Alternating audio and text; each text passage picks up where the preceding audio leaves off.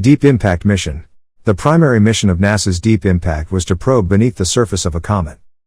Deep Impact spent almost 9 years in space. NASA's Deep Impact mission ended in September 2013. The impact excavated debris from the interior of the nucleus, forming an impact crater. The impact generated an unexpectedly large and bright dust cloud, obscuring the view of the impact crater. Spacecraft design and instrumentation.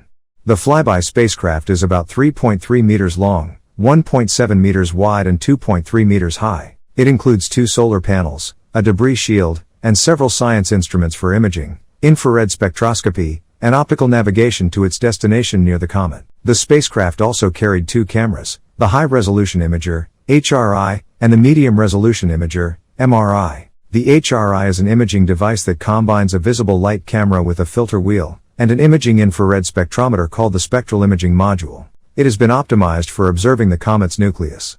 The MRI is the backup device, and was used primarily for navigation during the final 10-day approach. It also has a filter wheel, with a slightly different set of filters.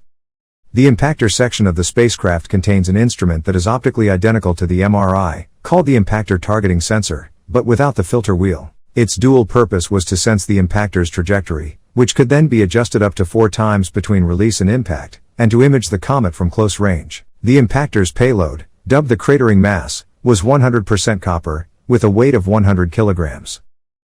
Including this cratering mass, copper formed 49% of total mass of the impactor. This was to minimize interference with scientific measurements. Since copper was not expected to be found on a comet, scientists could ignore copper's signature in any spectrometer readings. Instead of using explosives, it was also cheaper to use copper as the payload. Explosives would also have been superfluous. At its closing velocity of 10.2 kilometers per second, the impactor's kinetic energy was equivalent to 4.8 tons of TNT, considerably more than its actual mass of only 372 kilograms. The mission coincidentally shared its name with the 1998 film, Deep Impact, in which a comet strikes the Earth.